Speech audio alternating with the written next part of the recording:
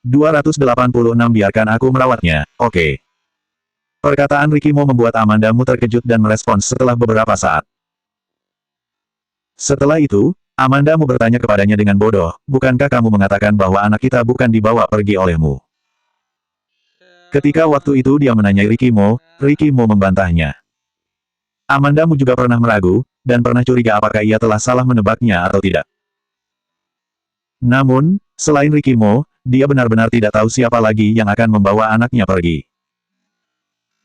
Dia memiliki beberapa keraguan di hatinya, tetapi Rikimo malah tidak langsung mengakuinya, dan dia masih mengancamnya dengan hal itu.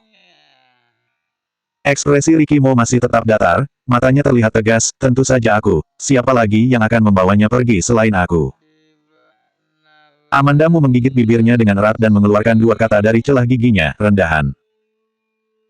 Jadi, sebaiknya kamu sekarang mendengarkan perkataanku. Ujar Rikimo, dia mengulurkan tangan dan menyentuh wajah Amandamu. Amandamu memalingkan kepalanya untuk menghindari tangannya, terlihat rasa jijik di matanya. Perilaku Rikimo yang mengancamnya dengan anak mereka, itu berguna untuk Amandamu. Pada 1 bulan berikutnya, Amandamu tidak menangis dan tidak ribut, dia menjaga tubuhnya dengan baik. Selain itu, dia tidak mengatakan apa-apa kepada Rikimo. Meskipun Rikimo marah karena kedinginan Amandamu, tetapi ia tidak pernah benar-benar marah kepada Amandamu. Amandamu sedikit mengagumi kesabaran Rikimo. Di pagi hari, saat makan, Rikimo tiba-tiba berkata, pesawat besok malam, kembali ke kota J. Setelah mendengar ini, Amandamu akhirnya mengatakan kalimat pertama selama sebulan ini, jika pulang apakah aku bisa bertemu dengan anak kita? Rikimo menatapnya dengan ragu, kita belum pulang dan kamu sudah mau membicarakan persyaratan denganku. Amandamu memanggil namanya dengan sangat marah, Rikimo. Rikimo menurunkan matanya dan perlahan-lahan memotong telur di piring makannya, suaranya tanpa membawa sedikit pun emosi, kamu tidak berhak untuk menyebutkan persyaratan kepadaku. Amandamu mengepalkan kedua tangannya dan terus menatap Rikimo dengan seksama, dia tidak mengatakan sepatah kata pun. Malam berikutnya, Amandamu dan Rikimo naik pesawat kembali ke kota J. Pesawat tiba di Bandara Internasional Kota J pada pagi hari ketiga. Ketika mereka berdua kembali mereka tidak memberitahu siapapun, tetapi mereka melihat James Gu dan Lucy Sen di bandara. Lucy Sen selama 6 bulan terakhir ini benar-benar sedikit sibuk, wajahnya terlihat lelah, tetapi dia tampak sangat bersemangat. Amanda, selamat datang kembali. Lucy Sen berjalan mendekat dan memeluk Amandamu. Amandamu mengulurkan tangan dan menepuk-nepuk punggungnya. Setelah Lucy Sen melepaskannya, dia menatap Amandamu dengan teliti dan berkata, kenapa kamu terlihat begitu kurus? Dia masih ingat sebelum Amandamu melahirkan, ketika dia dan Amandamu video call, semangat dan penampilan Amandamu cukup baik. Dia melahirkan, dan Rikimo mengirim orang ke sana untuk menjaganya. Amandamu tersenyum dan bertanya, benarkah itu? Lucy Sen juga menyadari ekspresi Amandamu sedikit aneh, dia tidak terlihat sukacita meskipun sudah menjadi seorang ibu.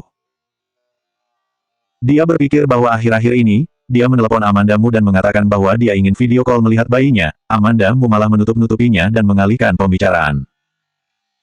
Apa yang terjadi? Mana anakmu? Ujar Lucy Sen sambil melihat ke sekeliling.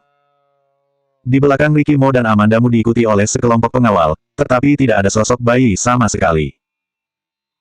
Tidak ada yang menjawab pertanyaan Lucy Sen. Karena tidak ada yang bisa menjawab. Rikimo sedikit mengernyit, dia mengulurkan tangan dan menarik tangan Amandamu lalu berjalan menuju keluar. Amandamu sedikit menolaknya dan ingin melepaskan tangannya, tetapi kekuatan tangan Rikimo terlalu kuat, semakin dia ingin melepaskannya, dia memegangnya semakin erat, kekuatannya itu seperti mau mematahkan tulangnya. Sampai dia dipaksa masuk ke dalam mobil oleh Rikimo.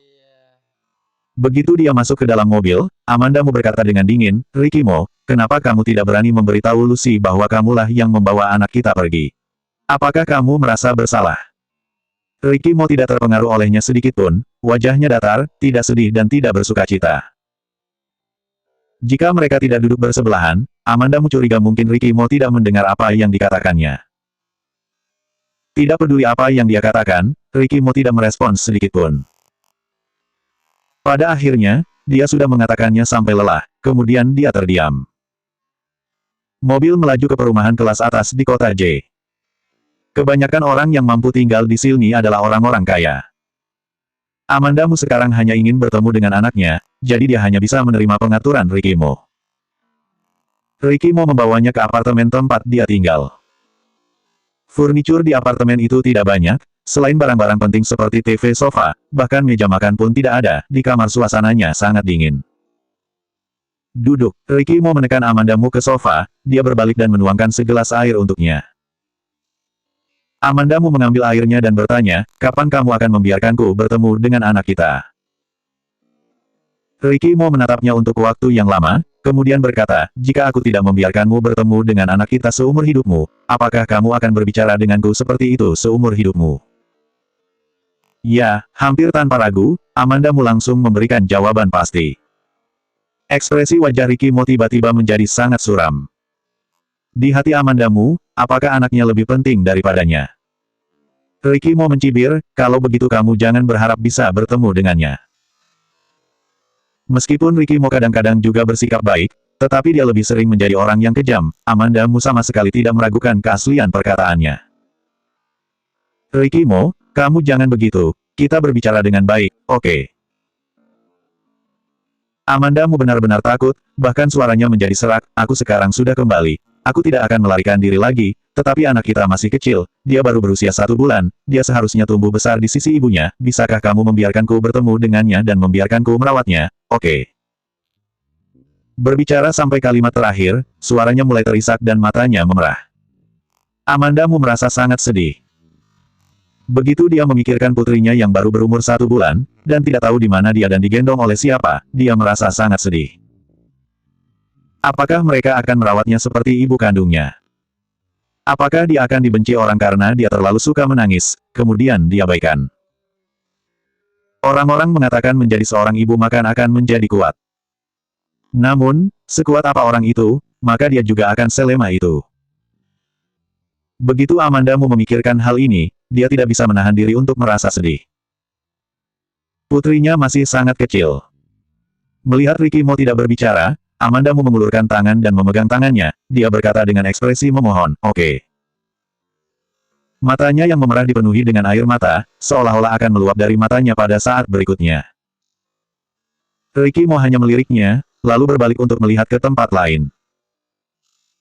Tenggorokannya bergerak dengan sangat sulit, dan dia menelan kembali perkataan yang sudah di sisi mulutnya. Dia bahkan sedikit berharap dia waktu itu bisa menggunakan metode keji seperti ini untuk memaksa Amandamu kembali. Setidaknya, ketika Amandamu bersedih, dia bisa mengembalikan anaknya kepadanya dan membuatnya bahagia. Sekarang, dia hanya bisa menyaksikannya begitu sedih.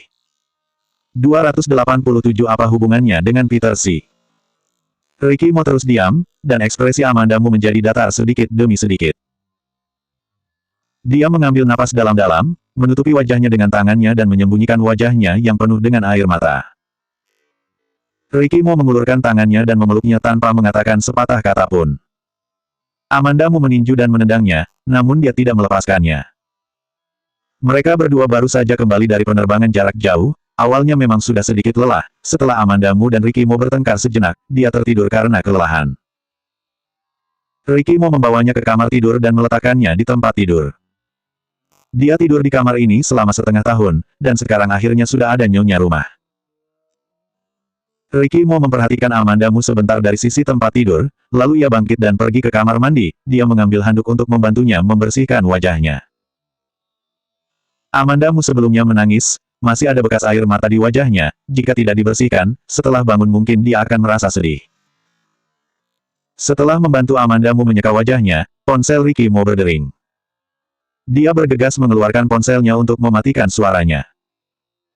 Dia mendongak untuk melihat Amandamu, dia menyadari bahwa dia tidak memiliki tanda-tanda seperti terganggu. Kemudian dia bangkit dan mengambil ponselnya dengan ringan lalu menjawab teleponnya di luar.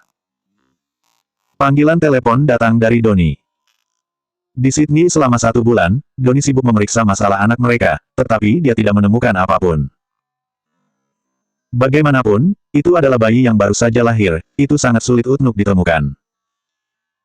Rikimo berjalan ke jendela dan menjawab telepon. Dia bertanya dengan suara dalam, apakah ada kemajuan?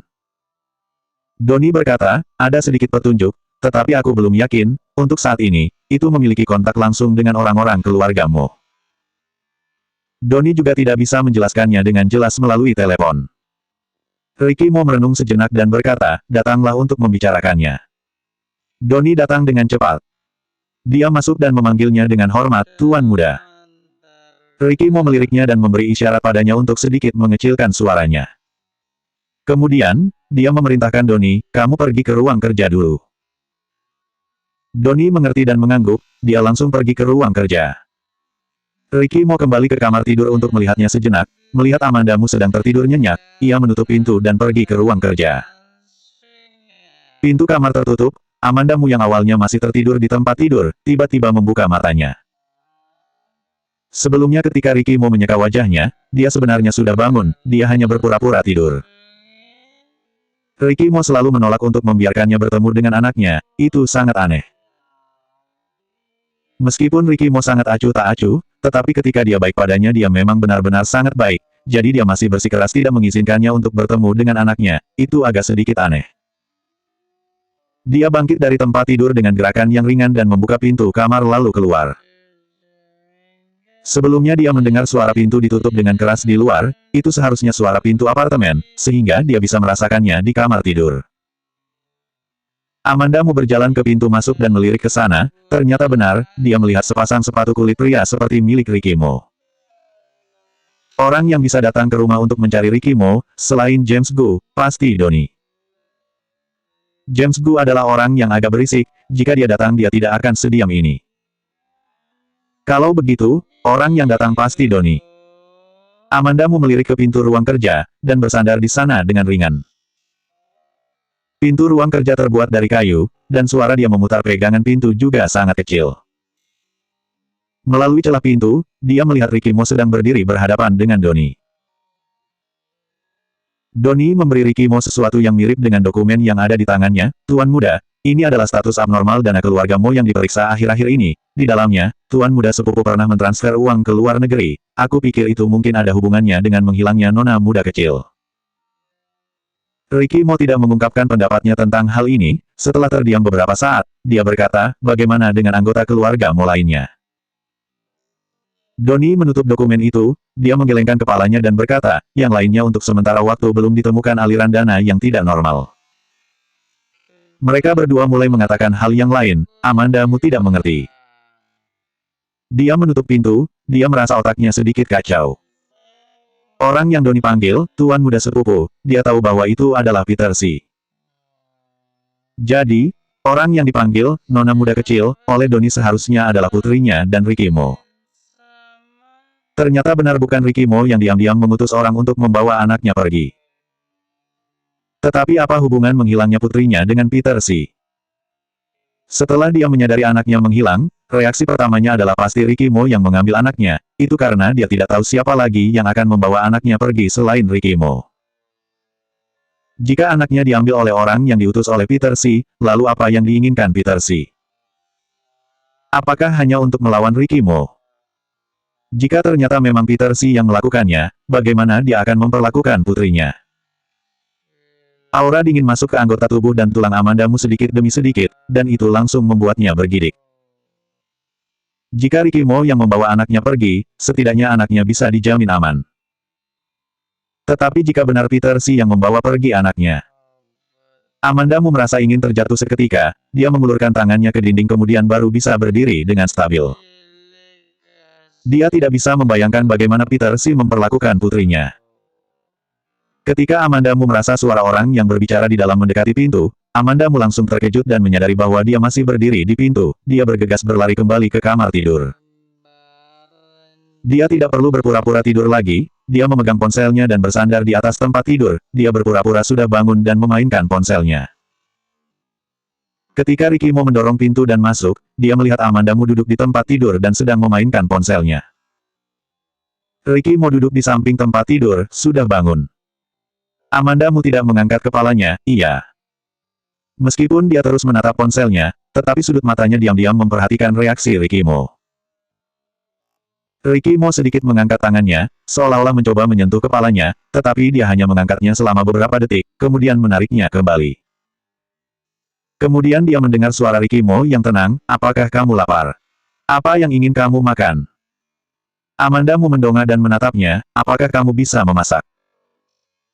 Ricky Mo tampaknya tidak menyangka Amanda Mu akan menanyakan itu, atau dia tidak menyangka Amanda Mu berbicara dengannya dengan begitu tenang. Dia tertegun sejenak, berdeham dan berkata, aku tidak bisa, aku bisa meminta jade imperial untuk mengirimnya. Amanda Mu berkata, apakah ada sayur di lemari es? Aku saja yang memasak. Ricky Mo menggelengkan kepalanya. Kalau begitu ayo kita pergi untuk membelinya bersama. Amanda Mu mengangkat selimutnya dan turun dari tempat tidur. Ricky Mo bergegas berdiri tanpa gerakan apapun, tetapi matanya terus menatap ke arah Amanda Mu. Amanda Mu ingin keluar untuk membeli sayur bersamanya. Meskipun dulunya itu bukan masalah besar, tetapi setelah hubungan mereka dingin untuk waktu yang lama, itu membuat Ricky Mo terkejut dan gembira. Amanda Mu mengenakan sandal, melihatnya berdiri di tempat dan masih menatapnya dengan heran. Dia bertanya, ada apa? Aku tidak boleh keluar. Ricky Mo tidak berbicara, dia hanya menggandeng tangannya dan berjalan menuju keluar. Ricky Mo mengantarnya ke supermarket terdekat. Amanda Mu tahu makanan apa yang disukai Ricky Mo, jadi dia tidak perlu bertanya padanya ketika memilih sayuran, dia langsung mengambilnya dan memasukkannya ke kereta belanja. Ricky Mo mendorong kereta belanja di belakangnya tanpa mengatakan apa-apa. Dia adalah seorang pria tinggi berwajah dingin, namun dia yang sekarang tampak seperti singa jinak dan penurut.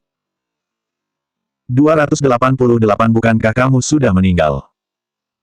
Para pelanggan yang lewat tidak bisa menahan diri untuk melihat ke Ricky Mo dan Amanda Mu dengan penasaran, dan tatapan mereka juga bercampur dengan rasa iri. Amanda Mu dan Ricky Mo tidak memperdulikan tatapan mata orang lain. Yang satunya mengambil sayuran, dan yang satunya mendorong kereta belanja. Namun, suasana yang awalnya harmonis ini dihancurkan oleh sebuah suara. Amanda. Terdengar keterkejutan dalam suara pria yang akrab namun asing itu. Amanda Mu menoleh ke arah suara itu, dan dia melihat wajah seorang pria yang sama familiarnya. Amanda Mu tanpa sadar menaikkan volume suaranya setelah dia melihat pria itu dengan jelas, Peter Si. Sudah lama tidak bertemu, untung Amanda masih mengingatku. Peter Si berjalan mendekatinya dan nada bicaranya masih lembut seperti dulu.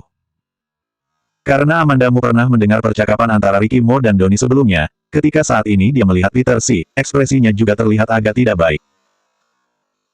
Kesannya terhadap Peter Si awalnya sudah cukup buruk, tetapi sekarang ia tidak menyukai Peter Si sedikitpun karena masalah anaknya.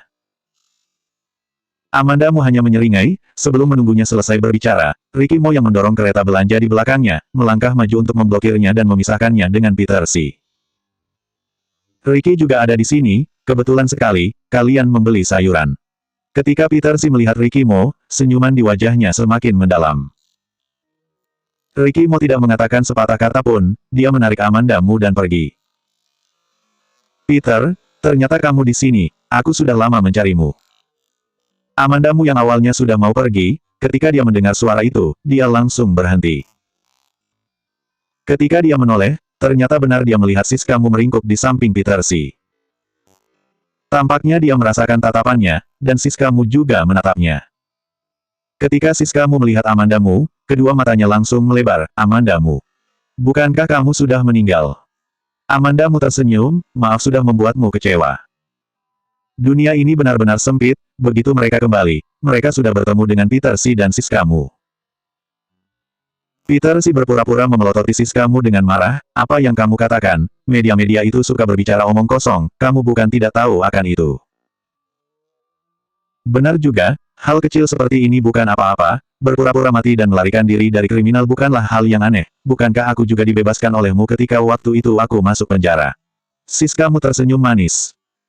Amanda Mu mengepalkan kedua tangannya, dan mengambil napas dalam-dalam untuk sedikit menenangkan dirinya. Pada saat ini, Ricky Mo yang tidak berbicara dari tadi, berkata dengan tenang, Peter Si, urus wanitamu. Siska Mu bergegas bersembunyi di belakang Peter Si dan berkata dengan manja, Peter, aku sangat takut. Ricky Mo mencibir, terlihat aura suram di wajahnya, apakah kamu tahu berapa kompensasi yang harus kamu bayarkan untuk menabrak orang sampai mati? 2 miliar lebih sudah bisa membeli nyawa seseorang, murah bukan? Begitu Siska Mu mendengar perkataan Ricky Mo, dia tertegun di sana, terlihat kepanikan di matanya, dia bersembunyi di belakang Peter Si dan tidak berani berbicara. Dia masih ingat waktu itu bagaimana Ricky Mo menanganinya. Dia tahu betapa sesatnya Ricky Mo, dia berkata begitu, mungkin dia akan benar-benar membeli orang untuk menabraknya sampai mati.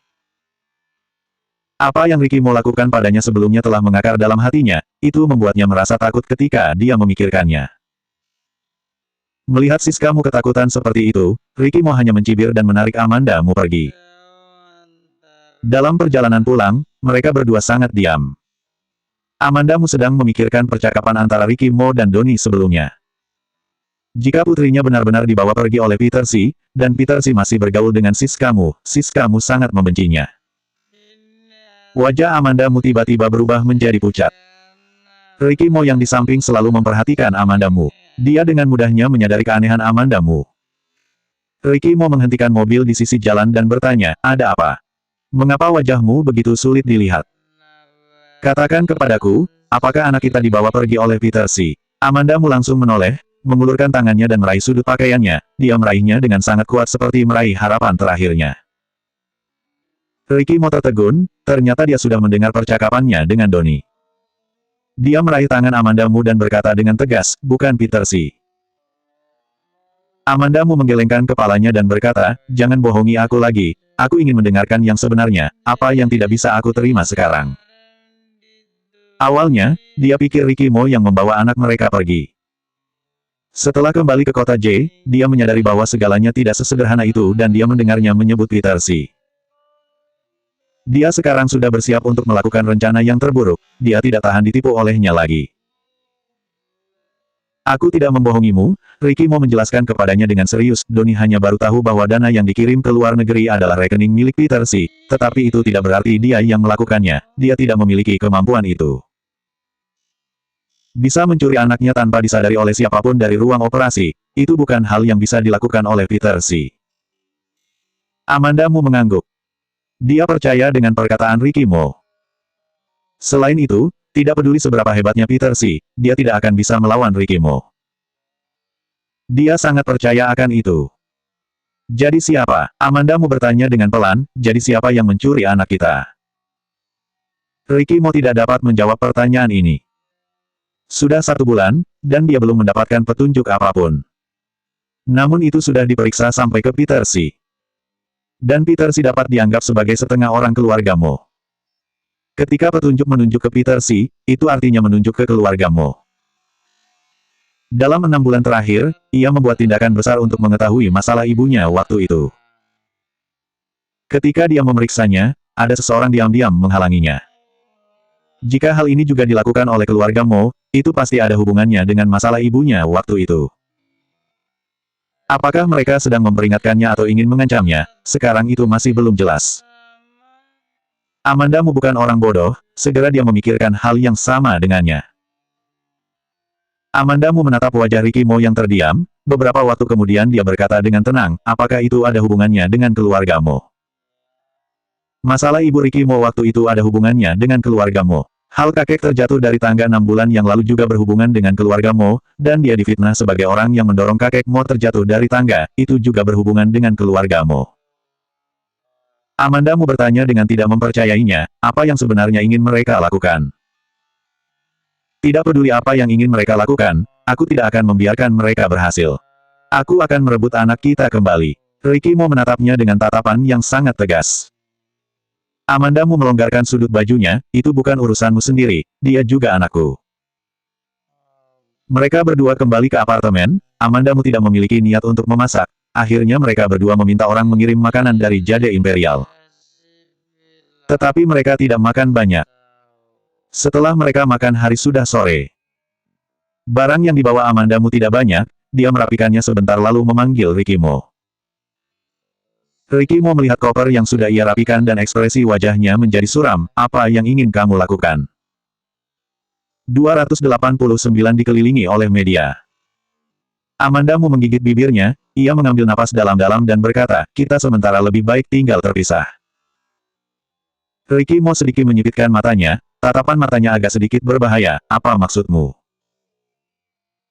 Dibandingkan dengan Ricky Mo, Amanda Mu tampaknya jauh lebih tenang, aku sekarang tidak memiliki hubungan suami istri yang sah denganmu, jadi tidak perlu tinggal bersama, jika ada masalah kita bicarakan lagi setelah menemukan anak kita. Selama beberapa waktu ini, dia sudah sangat kelelahan. Ricky Mo sudah menghabiskan waktu 1 bulan dan tidak mendapatkan berita apa-apa tentang anak mereka. Dan dia tinggal di sini, apa yang bisa dia lakukan selain menunggu tanpa akhir dan menderita.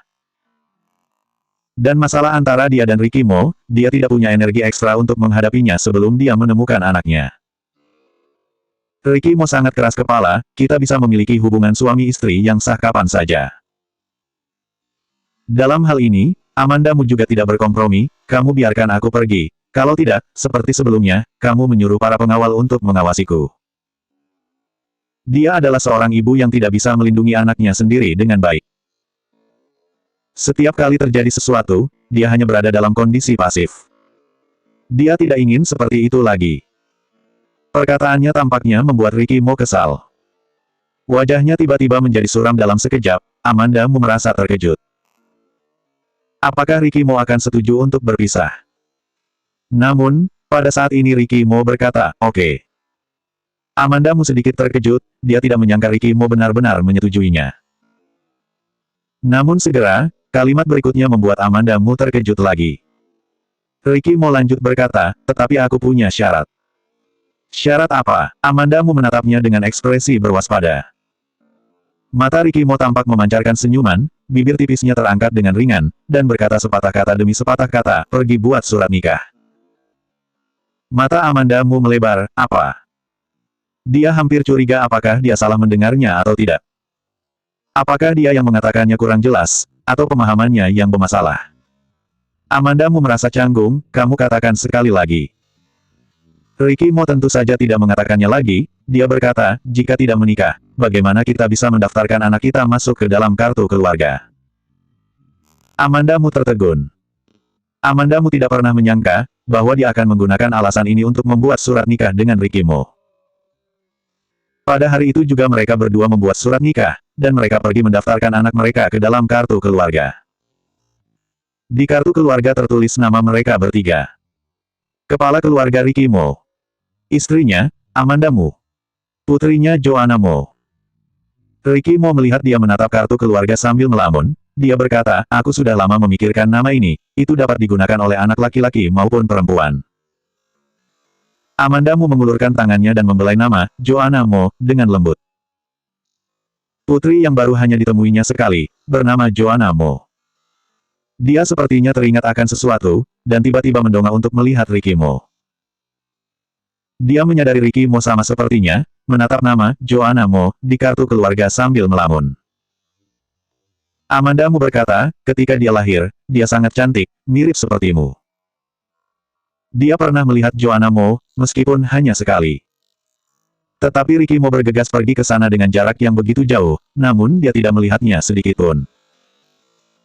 Ricky Mo acuh tak acuh, tetapi tidak berdarah dingin.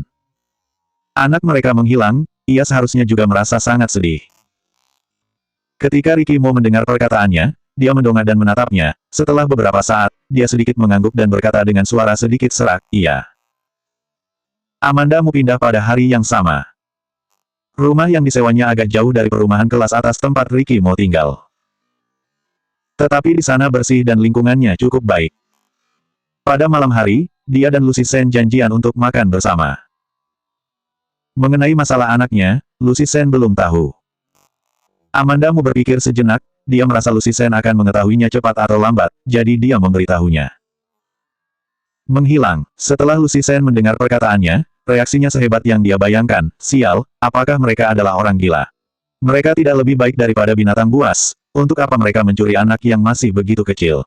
Apakah mereka tidak memiliki peri kemanusiaan? Amanda Mu menunduk dan tidak mengatakan apa-apa. Kejadian Ibu Ricky Mo pada waktu itu, kemudian masalah yang terjadi kepada kakek Mo, itu sudah cukup untuk menjelaskan bahwa mereka tidak manusiawi. Lucy Sen kesal dan hampir menangis, Amanda Mu mengulurkan tangan dan menuangkan segelas air untuknya, aku percaya bahwa orang baik akan memiliki keberuntungannya sendiri, kami akan menemukannya. Meskipun Lucy Sen tidak terhibur, tetapi dia tahu bahwa Amanda Mu jelas lebih sedih daripada dirinya. Lucy Sen meminum segelas air itu sampai habis, apa yang kamu rencanakan sekarang? Aku sementara berpisah dengan Ricky Mo, aku harus mencari anakku, tetapi kehidupan juga harus tetap dilanjutkan. Dia lebih berharap dapat menemukan anaknya daripada siapapun, tetapi kenyataannya adalah bahkan Ricky Mo pun sudah tidak berdaya. Dia bukan bunga di rumah kaca, dia sudah merasakan pahitnya hidup sejak dia masih kecil, dan tidak ada yang bisa mengalahkannya. Ketika Lucy Sen tidak tahu harus berkata apa, dia mengubah topik pembicaraan. Oh iya, apakah naskah yang kamu tanda tangani dengan Emeline Kin sudah mulai difilmkan? Sudah dalam periode persiapan akhir, sekarang seharusnya sudah mau mulai difilmkan. Amanda Mu sebenarnya juga tidak terlalu jelas, karena setelah dia terakhir merevisi naskahnya, dia tidak menghubungi Emeline Kin lagi. Lucy Sen mengingatkannya, kalau begitu kamu hubungi dia, nanti kamu bisa pergi ke tempat syuting untuk melihatnya, mungkin mereka butuh bimbingan atau yang lainnya. Amanda Mu mengangguk. Dia sekarang memang benar-benar perlu melakukan sesuatu hal. Tetapi yang membuat Amanda Mu merasa terkejut adalah dia belum mengambil inisiatif untuk mencari Emeline Kin. Namun Emeline Kin telah mengambil inisiatif duluan untuk datang mencarinya. Hari berikutnya, dia menerima telepon dari Emeline Kin. Emeline Kin tidak sungkan ketika berbicara, aku dengar kamu telah kembali ke kota J. Kamu sudah kembali, tetapi mengapa kamu tidak datang mencariku? Kamu tidak mengenaliku lagi karena sudah mendapatkan uangnya. Amanda Mu jarang bisa memiliki niat untuk bercanda dengannya, kamu tahu itu, tetapi kamu masih menelponku. Emeline Kin marah dan tersenyum, Amanda Mu, kamu ini sangat arogan ya. Amanda Mu menyingkirkan senyumannya dan berkata dengan serius, tidak berani. Aku besok mentraktirmu minum kopi. Oke, Emeline Kin menjawabnya dengan sangat gembira. Mereka berdua bertemu di sebuah kafetaria yang sepi. Tempat itu tidak mudah ditemukan. Ketika Emeline Kin tiba, dia berkata dengan marah, tempat apa yang kamu cari ini? Aku mencarinya selama setengah jam, dan aku masih berputar-putar di tempat yang sama. Kalau tidak aku akan mentraktirmu untuk minum 2 gelas. Ujar Amanda Mu, kemudian dia memanggil pelayan. Emeline Kin benar-benar memesan 2 cangkir kopi. Amanda Mu sedikit tidak berdaya, kadang-kadang nona muda ini benar-benar sedikit kekanak-kanakan. Sambil menambahkan gula ke kopi, Emeline Kin berkata, kamu pulang kebetulan, The Lost City, akan mulai syuting lusa, nanti kamu juga harus pergi ke acara pembukaan. Amanda Mu mengangguk, baiklah. Naskah pertamanya difilmkan secara resmi, dia tentu saja harus pergi ke sana. Emeline Kin terlihat sangat terkejut ketika dia jawabannya dengan begitu cepat, kamu dulunya adalah orang yang menjadi topik pembicaraan, dan kamu nanti mungkin akan dikelilingi oleh media, kamu harus memiliki persiapan mental. Amanda Mu berkata dengan setengah bercanda, bukankah itu bagus? Kebetulan bisa membuat topik untuk The Lost City, dan memanaskannya terlebih dahulu, mungkin itu akan terkenal dulu sebelum dirilis. Bah, Emeline Kin memelototinya, jika emas itu akan bersinar cepat atau lambat, siapa yang mau membuat topik dengan cara ini? 290 lancar sampai terasa tidak begitu normal. Setelah berhubungan dengan Emeline Kin untuk waktu yang lama, Amanda Mu juga memiliki beberapa pemahaman tentang Emeline Kin. Emeline Kin adalah anak tunggal dalam keluarga, dan latar belakang keluarganya sangat baik. Mungkin justru karena dia tahu terlalu banyak tentang keadaan industri perfilman, jadi dia malah tidak berasimilasi. Emeline Kin sangat serius dalam melakukan sesuatu hal. Semuanya dikatakannya menjadi sedikit menarik. Itu disebut memiliki daya tarik. Melihat Emeline Kin serius, Amanda Mu juga menjadi serius dan berkata, ini tidak bisa dihindari, selama kamu memasuki industri ini, kamu harus berdiri di depan publik cepat atau lambat, biarkan saja mereka menilainya. Melihatnya mengatakan itu, Emeline Kin juga tidak membujuknya, oke, baguslah jika kamu tahu akan itu. Pada tanggal 6 Agustus, The Lost City, mulai difilmkan. Cuaca di bulan Agustus masih sangat panas.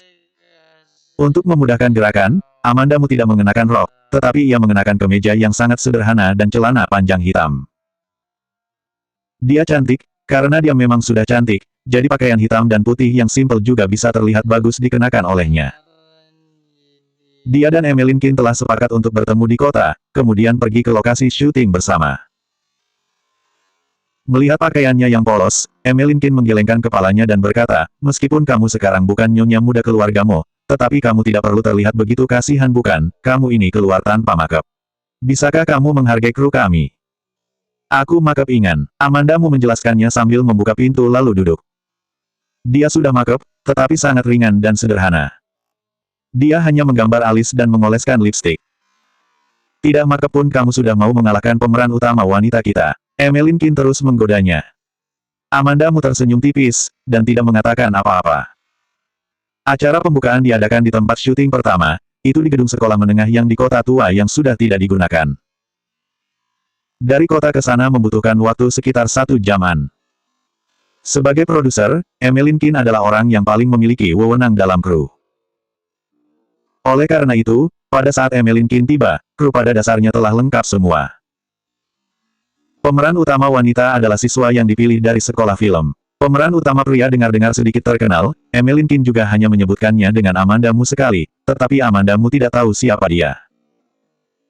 Begitu Emeline Kin ke sana, dia bertanya, apakah Irfan Su sudah datang? Amanda Mu yang berada di belakangnya tertegun ketika dia mendengar nama Irfan Su. Dia memiliki sedikit kesan dengan nama Irfan Su. Alasan utamanya adalah ketika Emeline Kin berpura-pura menjadi pelayan dan masuk ke Villa Ricky Mo, karena Clarissa Mo menyebutkan nama itu, dia dan Clarissa Mo bertengkar. Pertengkaran mereka sangat hebat. Setelah pertengkaran itu, Emeline Kin sendiri meminta untuk pergi. Irfan Su adalah pemain lama dengan penilaian yang sangat positif di kalangan industri hiburan.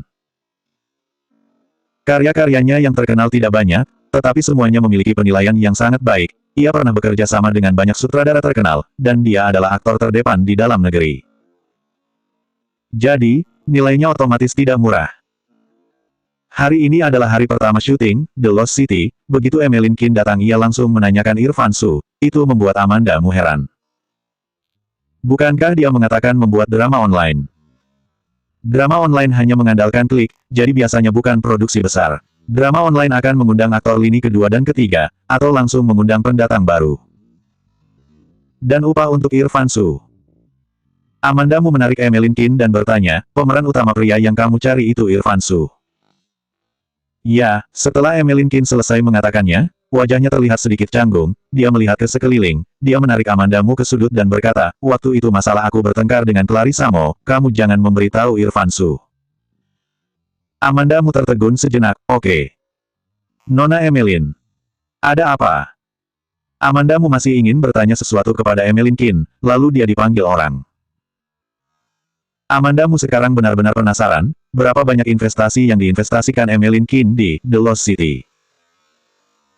Pada saat ini, asisten Emeline Kin menuangkan segelas air untuk Amanda Mu. Nona Amanda, silahkan minum air. Terima kasih. Amanda Mu mengambil airnya. Setelah beberapa saat, Emeline Kin selesai bersibuk dan kembali untuk mencari Amanda Mu.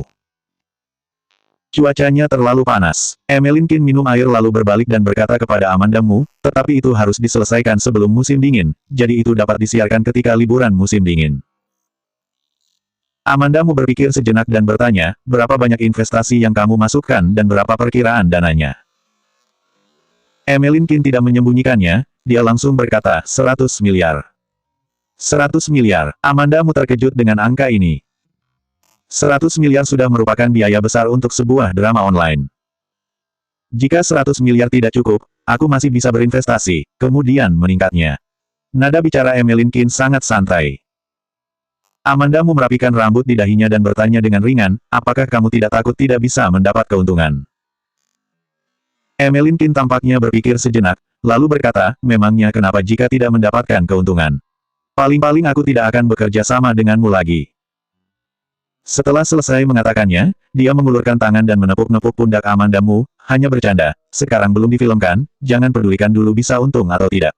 Jika melakukan semuanya, harus memikirkan hasilnya dulu, betapa melelahkannya itu. Amanda Mu mengangguk, iya juga sih. Emeline Kin berdiri, ayo, izinkan aku memperkenalkanmu kepada kru. Ada banyak staf di kru, setelah satu putaran, Amanda Mu tidak bisa sepenuhnya mengenali mereka. Tetapi dapat dilihat bahwa Emeline Kin memiliki wewenang dalam kru, karena ketika Emeline Kin memperkenalkan Amanda Mu kepada mereka, sikap mereka sangat sopan kepada Amanda Mu. Ketika beberapa dari mereka mendengar namanya, tatapan mereka sedikit bertanya-tanya, tetapi mereka tidak banyak bertanya. Setelah memperkenalkannya ke semua orang, Irfan Su juga sudah datang. Irfan Su bertubuh tinggi, rambutnya pendek, sedikit memiliki janggut, ia terlihat tampan, dan kulitnya yang berwarna gandum membuatnya tampak maskulin. Karena dia tidak sama dengan pemeran akting percintaan di layar yang sangat disukai publik, Irfan Su hanya bisa memerankan akting action, dan jalan aktingnya juga sangat sempit, kebanyakan peran yang dimainkannya adalah akting action. Melihatnya datang, Emeline Qin memanggilnya, Irfan Su.